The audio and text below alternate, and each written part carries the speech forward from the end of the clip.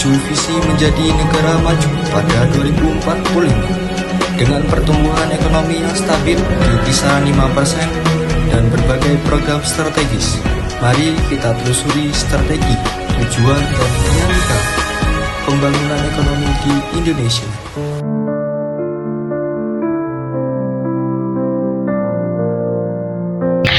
Untuk menciptakan pertumbuhan ekonomi sebesar 8% pada tahun 2029, pemerintah menetapkan 8 strategi utama yang berfokus pada transformasi struktural dan inovasi di berbagai sektor.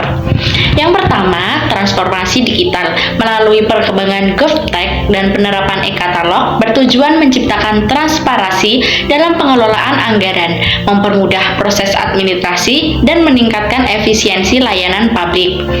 Yang kedua, swasembada pangan dilakukan dengan meningkatkan produktivitas sektor pertanian melalui modernisasi alat, teknologi pertanian, presisi, dan dukungan bagi petani lokal untuk memperkuat ketahanan pangan nasional.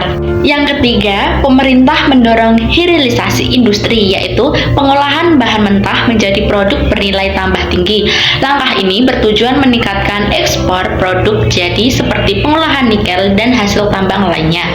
Yang keempat, fokus pada ekonomi biru dan hijau, mencakup pemanfaatan berkelanjutan sumber daya laut dan pengembangan energi terbarukan. Ini menjadi langkah penting menuju ekonomi dan lingkungan yang berkelanjutan. Yang kelima, ada pariwisata dan ekonomi kreatif, menjadi pilar penting dalam mendorong pertumbuhan usaha mikro kecil dan menengah atau UMKM berbasis budaya dan mempromosikan destinasi wisata unggulan di seluruh negeri. Yang keenam, ada pembangunan perkotaan sebagai pusat pertumbuhan difokuskan pada pengembangan infrastruktur yang terintegrasi termasuk sistem transportasi modern seperti proyek kereta cepat Jakarta-Bandung dan perluasan pelabuhan strategis seperti Tanjung Priuk. Yang ketujuh, pemerintah mempermudah investasi melalui deregulasi perizinan, penyederhanaan proses birokrasi, dan memberikan insentif pada pajak bagi investor di sektor-sektor prioritas. Dan yang terakhir, belanja negara yang produktif diwujudkan melalui alokasi APBN yang diarahkan untuk mendanai proyek-proyek strategis, mempercepat pembangunan infrastruktur, dan memperkuat fondasi ekonomi nasional. Nah, seluruh strategi ini didukung oleh kebijakan MP3EI, Master Plan Percepatan dan Perluasan Pembangunan Ekonomi di Indonesia, serta RPJMN 2025-2029 yang menjadi landasan utama dalam mendorong pertumbuhan ekonomi yang inklusif, berkelanjutan, dan berdaya saing global.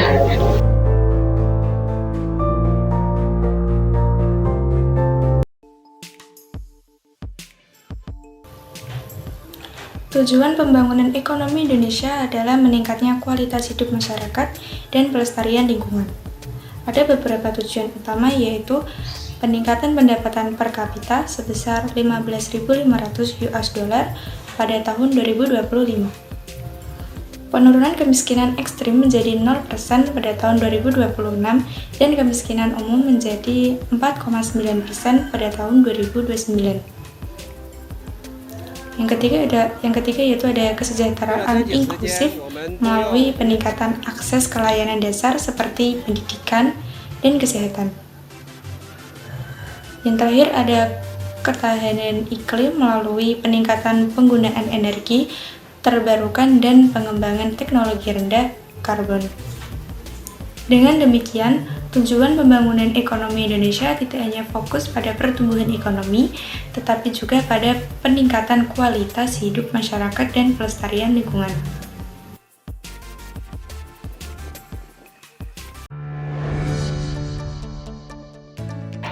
Sistem pelaksanaan pembangunan nasional. Sistem pelaksanaan pembangunan nasional mengandalkan beberapa pilar utama untuk mencapai tujuannya. Berikut adalah penjelasan lebih rinci tentang masing-masing pilar tersebut. 1. Kolaborasi triple helix merupakan kerjasama antara pemerintah, swasta, dan masyarakat untuk menggabungkan sumber daya dan keahlian dalam mencapai tujuan pembangunan secara efektif dan efisien. 2. Proyek strategis nasional atau PSN terdiri dari 200 proyek infrastruktur prioritas yang ditetapkan pemerintah seperti pembangunan Kota Nusantara IKN, dan smelter nikel guna mendorong pertumbuhan ekonomi dan kesejahteraan masyarakat. 3. Reformasi birokrasi. Upaya memperbaiki sistem birokrasi agar lebih efisien dan transparan, seperti melalui simplifikasi perizinan berbasis online untuk mempercepat proses dan mengurangi birokrasi yang kompleks. 4. APBN responsif. Pengelolaan anggaran negara yang fleksibel terhadap kebutuhan masyarakat dan perubahan ekonomi dengan menjaga defisit di angka 2,8% dan PDB dan alokasi Rp500 triliun untuk subsidi yang tepat sasaran.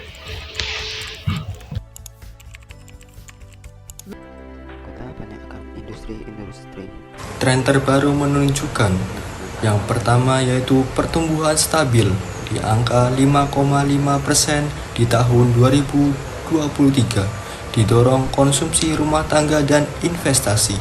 Yang kedua adalah pertimbangan wilayah. Di Jawa tumbuh 4,95%, sementara di Kalimantan dan Papua melesat lebih cepat. Yang ketiga yaitu tantangan global. Inflasi dunia di angka 4,5% dan resesi Eropa mengancam ekspor.